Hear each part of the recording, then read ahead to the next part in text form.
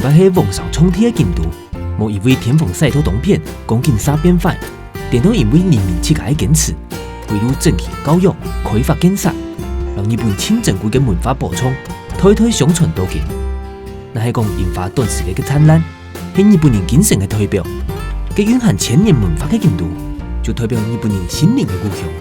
今日就看我来去拜访，去京都特殊的客家人，看一下佢哋日本大兵的生活。嘿，燕平，哎，哎，总好啦？啊，什么嘛？吃饱了啊？哦，日本的东西实在懂好吃。啊，是讲京都东西好吃啊。唔讲来做铁路过来哦。哎，茶档的人越来越少。哎，炒到鸦片有无可能慢慢讲下？哎，一个都在那个地方啊？哎，讲你做对冇？讲乜嘅？客家，較唔可以講。客唔可以講。係啦，點解佢拖數拖較久哦？佢客家話較唔可以講。客家冇按會講。哦。日本話也不是很會講啊。啊？你的日本拖數日本話唔可以講？因為我們主要念醫學，大部分都是看國外期刊為主，所以我們實驗室大部分都是講英文。哦，哎，懂體片，好特別哦。了延平鄉親，特別嚇人。貴宗時節又被崇拜好運運，打開了學醫嘅夢想大門，也係京都大學醫科學嘅博士生，學嘅風沙科學及醫學護理，透過啲外國特殊嘅機會，4年來行遍日本各地，啲他次檔分享日本菜店情形，後慢來看過佢嘅影片，那想佢做啲當人認識，無偏好國土嘅日本。有人约的鸦片啊，看华裔某嘛看你的地方啊。不过我约在市中心看到你嘞。没有啊，其实是我呢，其实对日本的文化和历史是非常有研究的。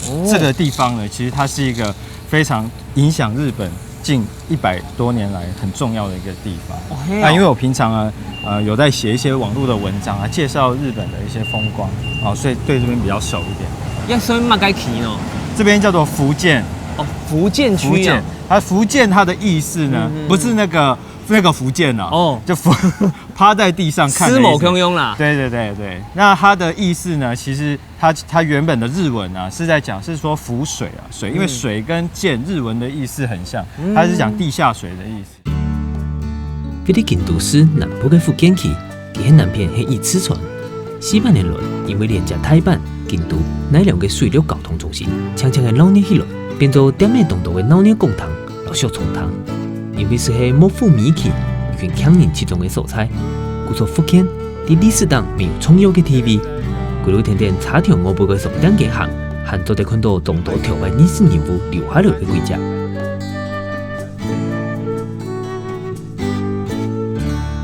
楊培啊，坂本龍馬都太慢你啦，一路行過來哦，坂本龍馬，坂本就是坂本龍馬。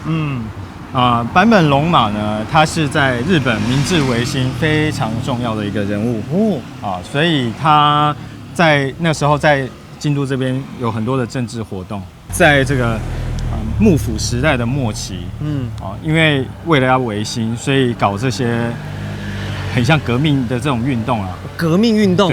對，所以他那時候就得罪了很多政界的人。所以很多人都想要暗殺他，就是在四田屋。四田屋要跟富野老吉有乜嘅關係呢？因為他曾經在這裡呢被暗殺，不過還沒死。哦，故作壓榨就是坂本龍馬。對。不過幾個 pose 有冇暗奇觀哦？一隻手插在裡面，感覺好像還有點3-7步啊。對，沒錯，這個他手為什麼插在裡面呢？其實跟這個地方就是非常有關係。哦。他在四田屋的時候遇刺。所以其實當時還沒有死嘛，所以他手受傷了，所以他當時後來拍這張照片的時候，把手放在衣服裡面，就是要遮住他手受傷的樣子。坂本龍馬有3個最重要的特徵，所以一般人家說你去看戲劇裡面，一看一眼就看出是坂本龍馬，總共有3個。第一個就是家紋，所以通常會印在這個衣服的上面。那第二個呢，就是手槍。因為他那時候是非常先進的，那時候大家都拿刀的時候呢，他一個人就先拿槍，因為他西化的非常的早。那第3個就是在這邊可以看到，你看他穿的是一個皮靴日本人平常就是穿那種人字拖嘛，就那種木屐，對不對？布的或是木屐嘛，對不對？對，但是坂本龍馬穿皮靴。你就被按死行啊？怎麼這麼流行啊？對啊，因為他就是接收到西方的資訊非常的快，所以有他的好朋友都说，每一次见到他感觉都不一样，因为他又吸收了新的知识。那日本人怎么会对他这么推崇？因为以那个年代来讲，他是不是有点标新立异啊？因为他是一个在当时眼光非常前卫的人。哦，他当时看到美国人进来日本，非常高尖端科技，所以就像手枪啊，那时候日本当然有一些长枪啊，但是这种手枪几乎没有看过。哦，所以在这样的情况之下，他发现日本如果继续再像过去一样这样子封闭的话呢，未来一定是被世界淘汰。哦，所以那时候他就找了很多人，一起来推动这个革新。一群幕府美气的革命强人，清末结束了265年，功夫幕府嘅封建统治，版本流氓嘅革命理念，更加深深影响了下后嘅明治维新。对于闭关锁国都开创资本主义社会，大量嘅司法复习、工业发展，为日本强人世界强国打下了基础，转变了日本后来150年的运命。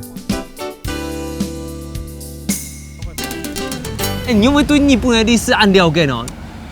因为其实我自己对历史就是非常喜欢，兴趣非常的广泛。我的脑筋呢，平常是没有办法停下来的，无时无刻都在思考。所以有时候看到一些有趣的事情啊，就会想要知道为什么。那你自己本身这么爱研究的心态，你对京都的第一印象是嘛？我对京都的第一个印象，其实是我第一次来日本的时候，那个时候从就是四条那边一出来，然后呢，觉得吓坏了，觉得好像穿越时空，到了古代的感觉。那时候到处是挂灯笼，然后再来呢，就是觉得京都人呢。非常守秩序，上公车大家也是彬彬有礼。京都有几个特色，他在这边当首都是非常长的时间，所以他们这边的人有一点尊贵感。但事实上呢，他现在不算是一个经济中心，所以他又不像东京这么的脚步那么快，但是呢，他又因为以前是首都，所以他也不是这么落后的地方，所以呢，他又蛮繁华的。所以它就是糅合了这种比较现代化的东西，还有比较古代的东西。对于马街主动上了解的样片来讲，京都古朴的点心、老现推讲的马桶冰顺，按你冲突的美感，就会压在古都的美丽所在。经过1000年蜕变的京都，从个严体的文化补充，佢讲也把来到福建，出体了解版本龙马，还总唔得中国有名的酒香。下来，摕你样片看好落去拜访，伫球场纪念馆做势嘅米瓦桑。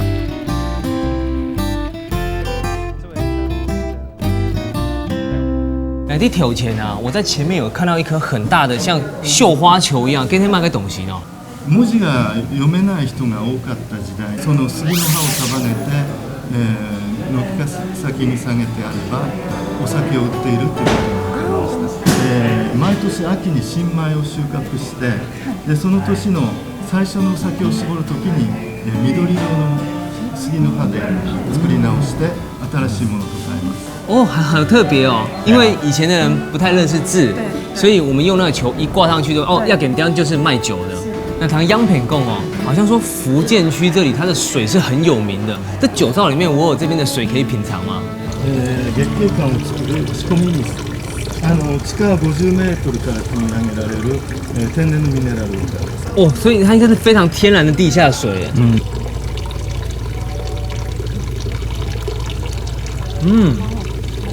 小美，你们该干够了，你什么感觉？非常的清爽。一般很多水，其实我们口渴的时候，如果你喝很快下去，你会发现喉咙其实有点烧干的。这种真的是特别滑哦。那它到底有什么样的特色，可以酿出这么好的酒？酒作りには、程よく、ミネラル分が含まれている水がいいとされます。で、その中でも鉄分だけは少ない方がいいとされています。で、この地域の水はカルシウムやマグネシウムは程よく含まれていますが、鉄分がほぼゼロです。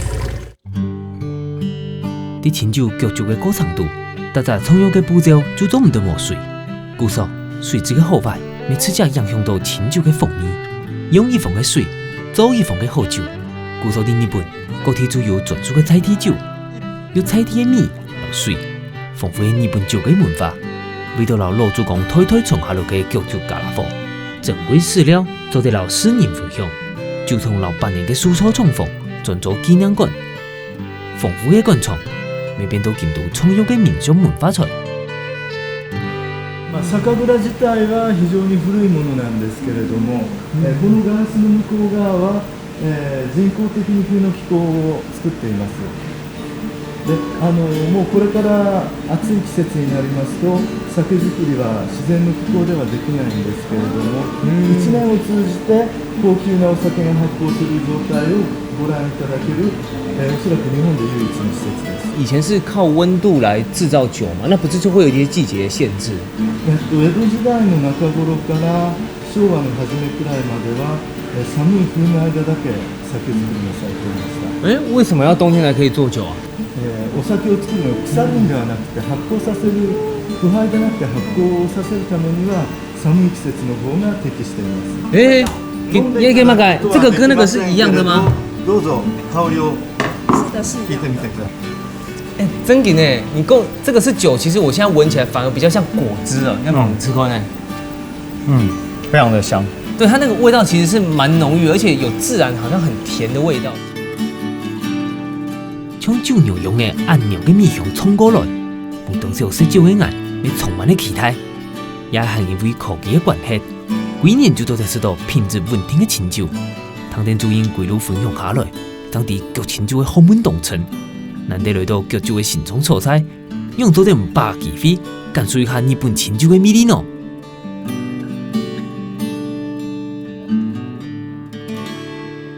初めに召し上がっていただくのはこちらの、半世紀ぐらい前の、日本酒が一番甘口傾向にあった頃のお酒を再現しています。こちらは、今現在流行のお酒で、やや辛口でフルーティーな香りのタイプです。有一点点辣，又带一点果香。烟婆，跟你讲问你啊，你们会对日本酒有一点了解的没？那甜跟辣是怎么样去区分呢？所以这时候你就要看它的所谓的日本酒度。酒度会吗？因为我们一般我们在台湾看到的酒，大部分就是酒精浓度嘛。对啊。但日本酒它有个专门的，一个有2个指标，一个叫做日本酒度，一个叫做酸度。一般来说，比较辣的呢，就是它的日本酒度比较高。那比较甜的呢，一般来说是日本酒度比较低的。先喝一小口。口の中に入れて舌の上でシュルシュルと空気を汲んで鼻の奥に抜いてください。有糖豆哦。给它咕噜咕噜咕的时候，那个是有声音的。そのお酒と混ざった空気を鼻の奥に抜いていただくと、お酒の香りが鮮明に感じられます。就在这边。啊？要给小声。嘿啊。骗你的没？那刚刚在想哦，这边是文化古都。对。不过可能外表它可能是你说很有历史的神宫神庙。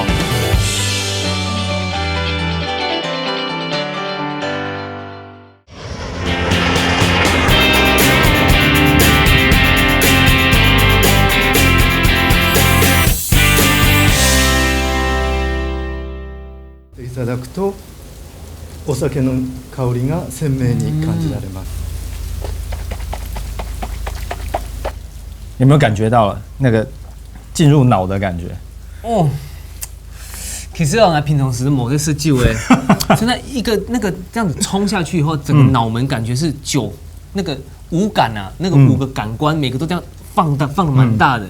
不过就是你们那个瞬间感受到，你现在呼吸其实都有那个酒香的味道。对，没错。那燕鹏，就你的了解，你觉得这种传统的清酒喝下去，跟别的西洋酒、whisky 啊那些，它们口感上面最大的不同在哪里？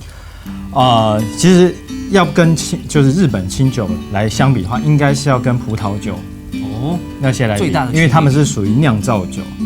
那 whisky 呢，它是蒸馏酒之后再放到木桶，所以它又有点不一样。虽然一样都是有颜色。那如果是跟那个葡萄酒来相比的话，它相对而言，水果当然水果的感比较少一点，它是米的感觉，但是我们喝起来感觉是不是跟我们平常在家里炒菜米酒是完全不一样？因为他们用了特殊的酵母和它的制法，所以把那个米的香完全都提出来。请问一下主任，你是在那边服务几年的时间啊？私は29年です。他在这边已经服务29年了，所以我相信他对清酒文化一定非常的了解。那我想知道一下，他个人对于日本酒的情感是什么？人生の楽しみです。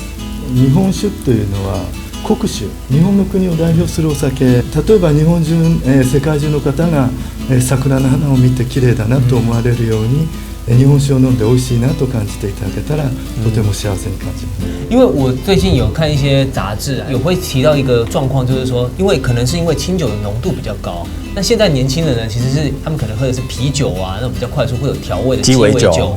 那喝日本清酒的人，好像年轻人是越来越少，是不是？アルコール、日本酒というのは世界でも最もアルコール度数の高い醸造酒ということになります。やはり日本の若者はアルコール度数の高いものに対してちょっと抵抗を感じているようなので、低アルコールの日本酒を開発したり、あとスパークリングのものを開発したり、その甘酸っぱくて女性や若い方にも飲みやすいようなお酒を開発することで、まず日本酒に近づいていただいて、それから昔ながらの日本酒に親しんでいただけるように、入り口を作っています。日本老古人讲，清酒是神嘅上书，千年来造就成日本人做好事，让你上饭做当。听听饮食习法嘅过程，日本人嘅消费改变同多。本人皮肤嘅黑，已经将近400年嘅旧创，沙做得将潮流和传统融合，放煤机做转机，主动开创新嘅加持力效应，留对日本酒经营共同嘅情感传出去。离开酒厂，沙下来，听听烟片到京都太好来玩好。钟汉，嘿，这就是我读书的京都大学。哦，不过药片不会算太门口呢。嘿啊，怎么大门口会放这个东西？好像我们该后坤呢。京都大学的特色呢，就是有非常自由的学风。哦，所谓的自由呢，就是学生要做什么，学校通常都管不动。没啊，个太门口怎么会？我不知道它上面在写什么东西。它上面就是告诉你说，不准把我们的这个看板拿走。啊？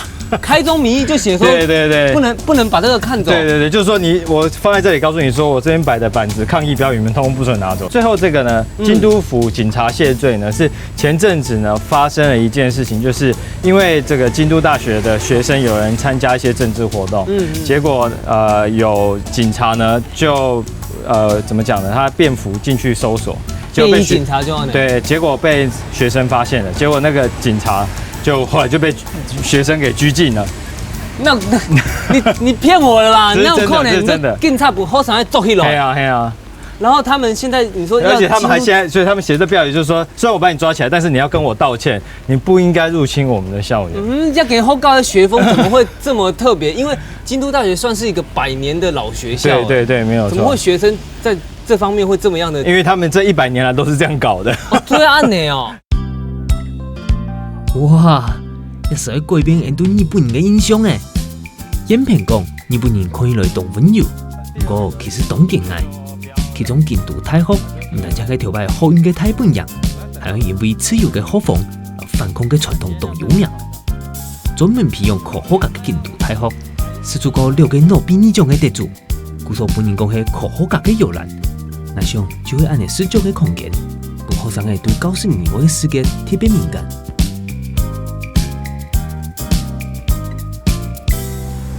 我帶你去我們學校最厲害的地方。清厲害的地方，乜個地方？宿舍。宿舍。對啊。宿舍就會 vogue 然後男生女生，我了不起加個舍間，有乜個好看呢？京都大學的宿舍不一樣，非常好看，好看到我都不太敢接近。啊，乜個意思啊？因為呢，我們的這個宿舍呢，它其實是一個超過100年的宿舍。100年哦。對，那應該是蠻有。李登輝總統都住過這裡。李登輝都住過。對啊。那應該是一個很有味道的宿舍。對，沒有錯，非常有味道。在哪邊哦？就在這邊。啊？一個宿舍。對啊。騙你咩？那剛剛在想哦，這邊是文化古都。對。不過可能外表它可能是怎麼說很有歷史的神宮神廟。是我可以接受的。你說一個宿舍，對啊，100年的宿舍，超過100年。100年宿舍，這不是重點，重點是地方可以來董卿會拱了呢。而且在這邊呢，它最厲害的是，在這邊誕生了非常多的政治家。錯，你剛剛有講到說，我們台灣的總統，對，我們的以前總統呢，在這邊住過。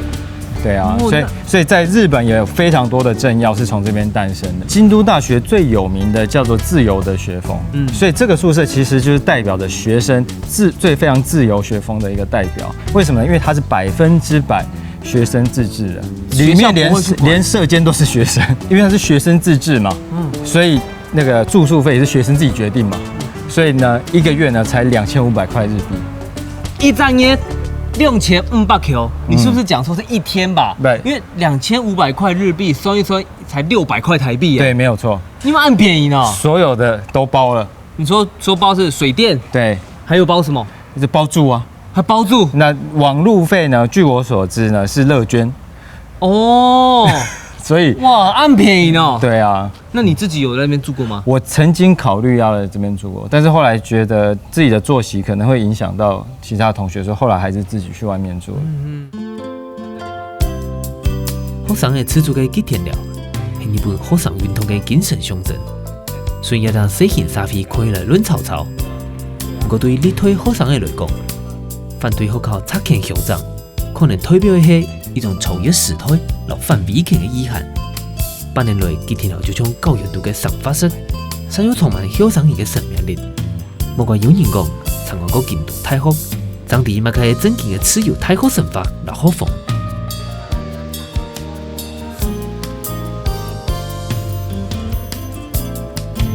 严培，你在下马街啊？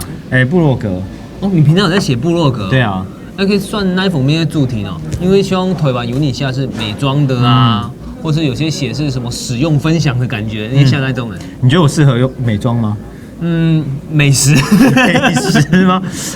我其实平常一般写3种啊。那第一个就是我的专业，然后另外一个呢是因为我现在在日本，所以会写一些日本的社会观察。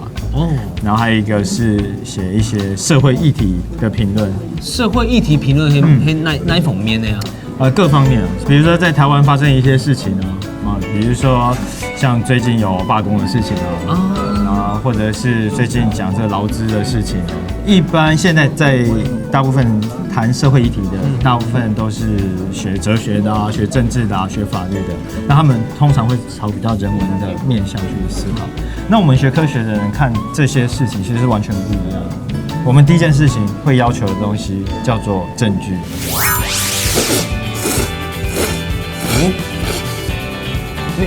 你身边懂得共赢哦，有没有？动次打次，你身边有一定的节奏。对，它有这个节奏的感觉，让这个面呢，它跟这个汤汁呢一起吸上来的时候，同时可以吃到面的感觉，还有汤的味道，不是单纯只有面。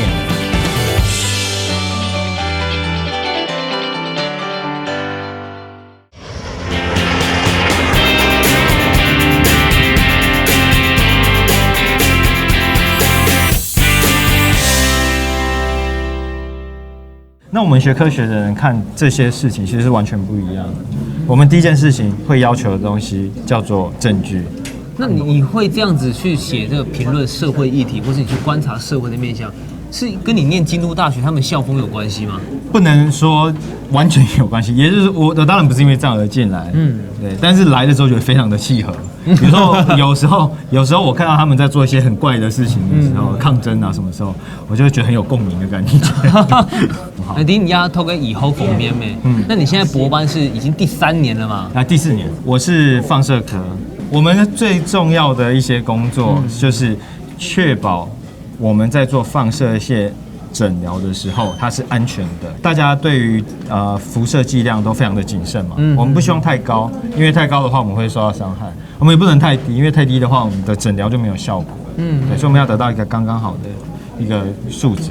那这时候这个工作就是由医学物理师来做这个我们叫做品质保证，我们要确保这个放射线的使用是合理。那秀文木一哈，就是你刚刚其实有特别提到说，你是用不一样跟一般人可能比较不一样的角度去评论一些社会的观察。对，那你可以举个例子，就是一般人可能大概怎么想，那我用科学论证的方式去检验这件事情，不一样的方向。我自己来京都大学的第一天开始，我们京都大学医学部前面的那条马路就开始施工。给你猜，他整理了多久？整理多久？通常这种工程最多2个礼拜吧，不然扰民啊，对对，扰民嘛，对不对？总共在日本足足整理了2年。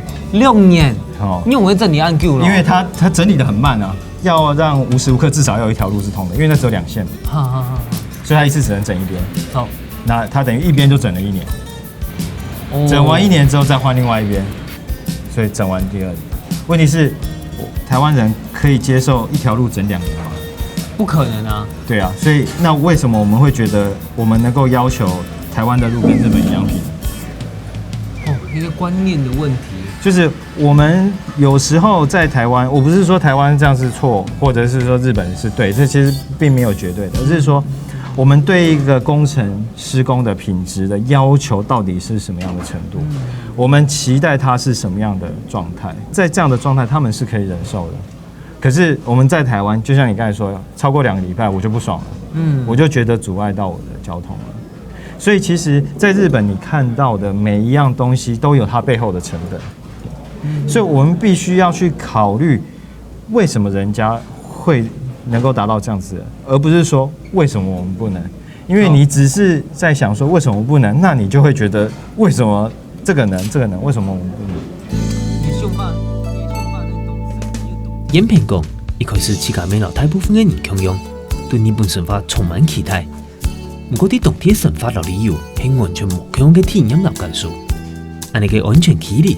你天書記都得用行較理性客觀嘅角度觀察台灣用啲目強嘅文化同民族性，用台灣刁民做避免，點樣路分享以後知識同經驗。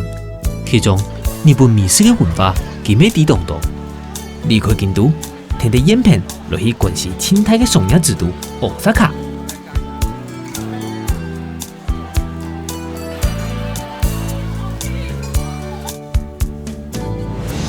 哎，杨培呢？你真给迄一张动贴片给你呢？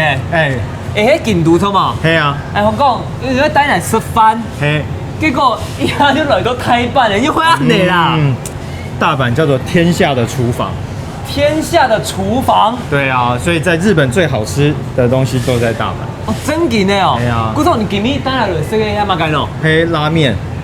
哦，日本最经典的东西就是拉面呢。对，不过你这么一看呢，他们这里面是卖铁板烧吗？他们拉面主厨怎么会戴西式的帽子？这间店它非常特别的，就是它老板呢，以前呢是法国料理的主厨。哦，拉面跟法国料理又没搞穷哈呢？对啊，所以这才是它特别的地方啊。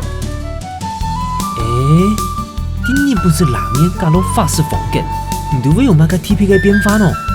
后头演片也在传统特别寿司，大部分调成韩国时间，特别抢记了，本来有地皮老主厨抢高一下，来到台湾也美食青岛的素材，听到好好的了解一下，说来日本拉面有那个魅力呢？こんにちは。こんにちは。こんにちは。谢谢。哎，第一个哦，你留会挑嘎，挑办是在法式料理当主厨的，那现在来卖拉面，那你们拉面的口味会跟一般有点不一样吗？うちの社長がもともとシェフ、フレンチシェフで、その時の働いてる時に、その時の社長の上司が中華の上司の人がいて、そういう人のまかないで食べたスープをもとに編み出したラーメンなんです。哦，这么特别。那你们的面有什么样的特色吗？中国風の細麺で卵を使ったスープがよく絡むうちの鎌倉のオリジナルの麺です。哦，是哦，因为你刚刚有讲到什么是秘制汤底，是不是汤对拉面来讲非常非常重要？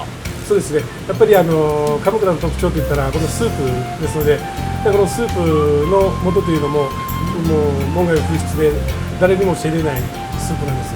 もう鎌倉しかないスープですので、それを盗まれないように鎌倉だけのラーメン。所以我絶対真似はできないように誰にも教えない。哦，就算是商业机密，就保留一点自己的功夫啦。我现在有个想法，就是说，因为那个你们的老板以前是法式主厨，那把法式的跟日式融合在一起，会不会吃不出传统日本的味道啊？日本の伝統というのはやっぱり豚骨というのがやっぱり主流ですので、うちの場合は豚骨じゃなくてオリジナルのやっぱり鎌倉のスープですので、伝統とやっぱちょっと違うんですよね。ですからそれをですから鎌倉のラーメンは全世界の人に愛される来店していただけるラーメンなんです。哦，顾寿凤虽然口味上有一点变化，但其实传承精神还是在日本传统拉面的精神里面。主厨，不好意思，我想请问一下，你煮拉面差不多有几年的经验？私は30年。30年。哦，有30年的哇！那你应该对拉面有非常非常大的热情。那就你所知，其实日本人他们觉得拉面的精神是什么呢？日本人にとってというか、もう今は全世界の人の国民食というか絶対食べたくなる食べ物ですよね。全世界私は一人でも多くの人に美味しいラーメンを食べてもらうためにここで頑張って作ってます。哦，所以这个就算日本人那种一生懸命，是一生悬命的感觉。哇，一生懸命。用1生年的时间是专心做一件事情，研究到非常彻底，用普普通通的事物有了无简单的精神。有人讲，日本人虽然唔係發明出名嘅，不過佢條當為老片人嘅發明，發展到完美嘅境界，將內化提升到另外一個層次。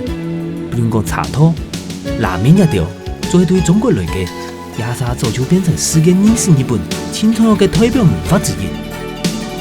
哦，楊培啊，嘿你那點嘛在後料呀？这个呢是叫做蔬菜爆棚拉面。蔬菜爆棚拉面，对，爆棚就是爆炸很多嘛，超多了。对啊，我看这边爆棚顾名思义就非常非常多的蔬菜。不过要我们该 TPN 哦，就蔬菜啊。日本人比较习惯就是一小波，最多就是这样子，所以大部分的情况之下很少吃大量蔬菜。所以这间店呢，它特别有这样子的拉面，它的里面的蔬菜大概就是你一餐所需要的量。好，那我来吃看看它的味道。哎，等一下，你觉得一般来说吃拉面，你觉得要先喝汤还是先吃面？那本身我会选择汤啦，因为喝下去以后暖胃，这个还是有关的。我自己习惯先喝汤。没错，其实差不多就是这样。之前有做过调查，就是外国洋人的话呢，他们都习惯先吃面，但其实一般日本人都是先喝汤，因为先尝一下汤的味道，因为我们常讲的汤就是这个拉面的灵魂。所以你先喝了一口汤之后，你就可以感受到，哎，这个拉面的精神到底在哪里？这个汤头是比较像酱油汤头哦，它是一种非常清爽的一个味道，比较不像是我们传统，不能说我们传统，我们比较习惯觉得好像很浓厚的豚骨，其实很浓厚的豚骨那是属于比较九州的，那它这边大阪它采用比较传统的方式，它比较类似酱油的感觉。哦，不过老台湾比起来哦，其实还是有稍微咸了一点点，可能这边口味跟台湾比较不一样。对，上海人的生面呢，一碗面的灵魂除了汤，再来就是面了嘛。对。哇，在这边有看到吗？看到吗？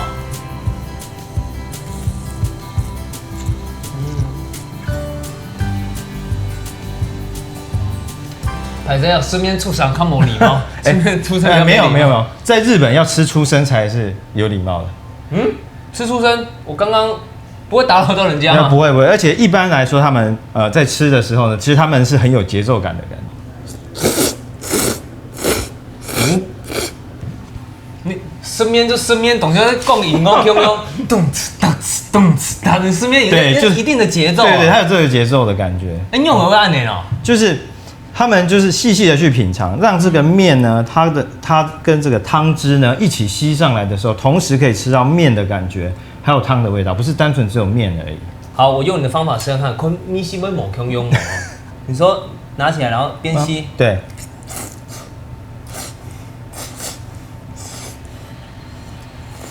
觉得怎么样？反正人家给 R&B 哦，节奏看猛用。不过我觉得照节奏来吸的时候，那个汤吸上去，其实有一种按你跟我们后嘛，有一种爽感，那节奏是蛮舒服的。对，没有错。那这个呢是炸鸡。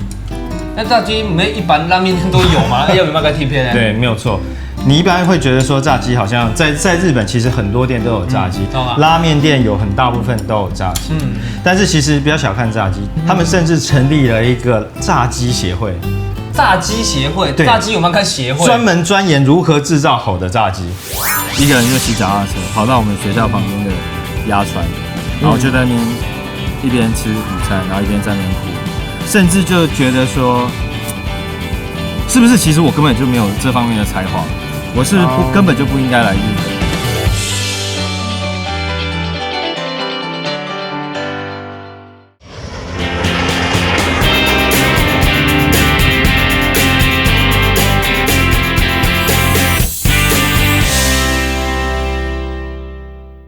炸鸡协会，对炸鸡有没有开协会？专门钻研如何制造好的炸鸡。真的吗？真的真的。所以呢，他们这间店呢，去参加了这个炸鸡协会的比赛，居然你看拉面店去参加炸鸡的比赛，得到了中部的金赏。你尝过吗？卡壳哎，它炸的很酥脆。对，不过底部你按你看没看得到？油亮亮，很 juicy。哎，真的懂后生哎。日本人是什么样的想法？怎么会连炸鸡都要有协会啊？他们什么都有协会，他们连筷子都有协会。筷子要什么协会？就是比赛，不是比赛，就是检验看看你会不会拿筷子。那我扣你，你说筷子的做法或是什么？没有，就是告诉你说怎么样才能拿好筷子。有啊，你对啊，所以日本人其实很重视拿筷子的。所以你出去，如果你筷子拿得不好，是会被人家笑的。他们就是希望在每一个地方都可以好好的学习。哦，只不过还有一张问题就是讲啊，哎，来那边就生面咩，你说配 side dish 有一个炸鸡没做对，啊，你这样拍做嘛该？House of fun 啊，没有，日本人是这样子的。一般如果你去日本人的家里做客的话呢，他们通常呢会先一开始当然先喝啤酒，啤酒之后就开始有菜，把菜再吃到最后的时候呢，饭才出现。没啦，他顺序搞错了。你小菜吃完呢，这都爆了，主食也还蛮深。对，所以主食最后吃啊。所以日本人的习惯是这样子，他们的饭呢跟菜呢它是分开来的。还两种东西都安呢，其实那文化都安呢哦。对啊，来说，这在日本啊，厨师如果觉得我们吃太慢的话呢，他会生气的，因为他弄得热热的好好的，就是最好吃的时候啊，所以我们赶快把它吃一吃。哦，那边肚皮嘞，炸落去。老抢好的东西，呈现本大家人下的坚持，唔系私密，系基本的经济老态度。故说认真享受美食带来的幸福感，就会对料理的人深厚的礼赞。好好吃饱嘴狂，来就来到了奥萨卡，用作为的标高台湾人的骄傲台湾商路，今日天天动好古迹，主持而老日本八大名胜老条条的样品来到亚比，都能可以好好老给请教一下。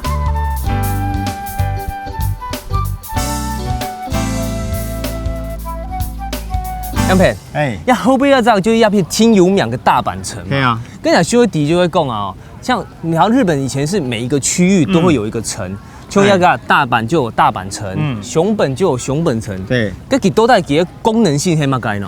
它的功能其实很简单，就是以前的战争很多，所以它就是要保卫周围的居民的安全，所以古代是这样子的，它跟我们中式的城堡是不太一样。中式的城堡它其实里面还是有民宅的，但是日本的这种城堡呢，里面全部是办公的地方。哦，故说底部住的可能都是比较官员，对，比较是官员。那真正要打仗的时候呢，民众再通通进城，所以它基本上是保卫这一带的安全的一个设施。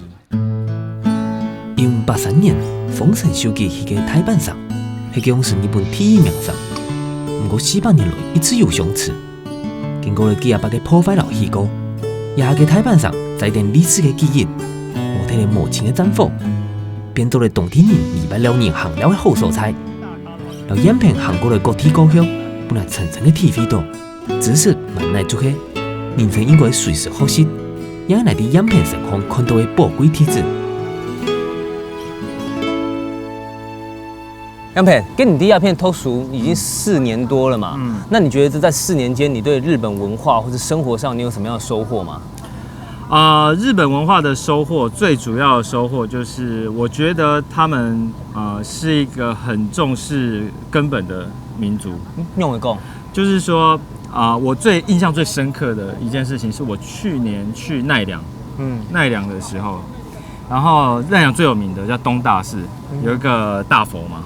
有一个大佛，然后东大寺它前面呢有好几道的石阶，颜色都是不一样的，因为它用了印度的食材，它用了中国的食材，它用了韩国的食材，然后最后用了日本的食材。什么意思呢？它就是告诉我们说，日本的佛教呢是从印度、中国、韩国一路到日本。哦，还有印尼耶。其实日本人呢，他们不仅仅很爱惜自己的文化，他们更重要是他们会去思考说，我们的文化的根源到底是从哪里？生活上面呢，我觉得最大的收获其实是发现了一件30多年来没有发现的事情。哦，马改什么秘密？就是其实我患有这个注意力不集中过动症。那有可能哦，你哪来讲？你好多按多东西，兴趣这么广泛，而且每一个学习的东西都有一定的等级，耶，怎么会注意力不集中？对，这是症状。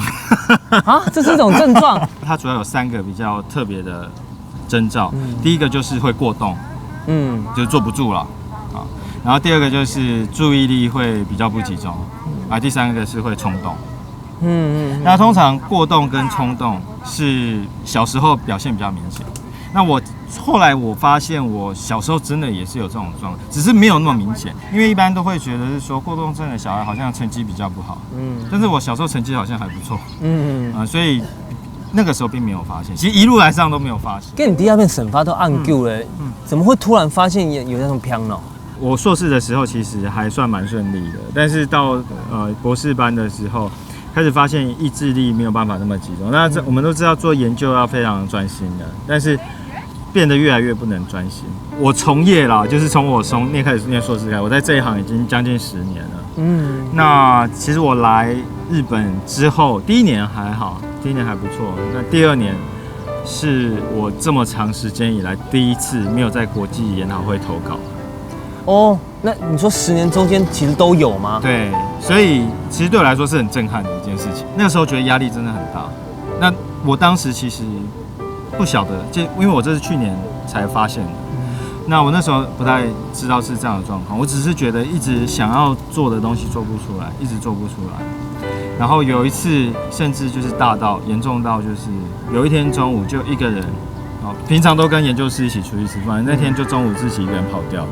一个人就骑脚踏车跑到我们学校旁边的鸭川，然后就在那边一边吃午餐，然后一边在那边哭，甚至就觉得说，是不是其实我根本就没有这方面的才华，我是根本就不应该来日本。刚好有一个朋友他有类似的状况，所以他就立刻就提醒说，有没有可能是过动症？因为他自己本身是，然后他也是接受治疗，所以后来就是今年在出书的一个契机，回到台湾，所以那时候去看了医生，然后后来也得到了诊断，就开始吃药。所以我现在回来，这次再回到日本之后，很多事情都变得比较顺利。哦，你慢慢回到以前的轨道上面。对，没有错。不过你他博士也念了4、5年嘛，对。那也听你这样讲，慢慢步上轨道，其实离毕业时间应该也不太远了吧？对，可能顺利的话，明年就会毕业了。其实说实在，我不确定我在哪里找得到工作，对我这没有人可以打包票，但是就是说最后还是希望可以回台湾。其实这个应该是说我在来日本之前就做了这样子的决定。哦，嘿哦，因为我在硕士的时候曾经认识一个韩国的教授，在我念硕士的那段期间，他就回到韩国去了。为什么他回韩国呢？因为他要把那个时候最新的一个技术，就是把磁振造影跟正子造影合并的这样子的机器人带回韩国。那是他发明的。他发明的哦，真的哦。他变成了全世界第一台是在韩国盖的。但是为什么一定要回韩国？他其他地方他也可以做啊。对啊，他在其他地方也可以做，但是他其他地方做就不会是让人家觉得这是韩国人做的啊，这是他对这个东西的使命感。对。所以很多时候，我们也许我自己的感觉啊，我们在国外也许可以也可以有很好的表现。其实我们在哪里都可以有好的表现，但是如果我们同样的一件事，我们回到台湾，我们自己的故乡做的话，它代表的意义会不一样。那我们其实客家人经常讲说不要忘本。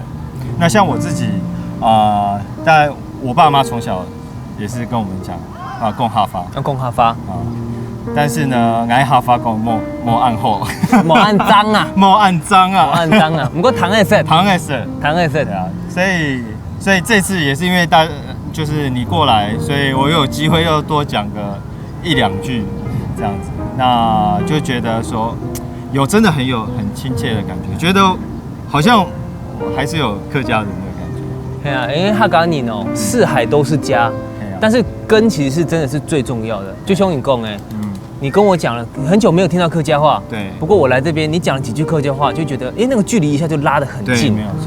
最重要是我们客家人的精神，就是不屈不挠，然后在各个环境之下都能够坚持自己的初衷，然后把事情做好，这就是。